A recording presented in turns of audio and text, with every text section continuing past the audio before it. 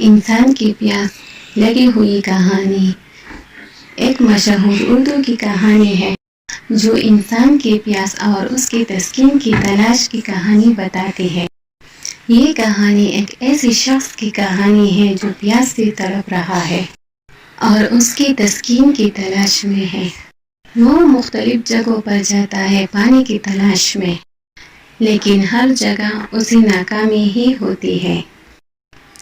آخر کار وہ ایک ایسے شخص سے ملتا ہے جو اسے پیاس کی حقیقت سمجھاتا ہے۔ وہ بتاتا ہے کہ پیاس کا مطلب صرف پانی کی پیاس نہیں ہے، بلکہ یہ ایک روحانی پیاس ہے جو انسان کو اپنے مقصد اور معنی کی تلاش لے جاتا ہے۔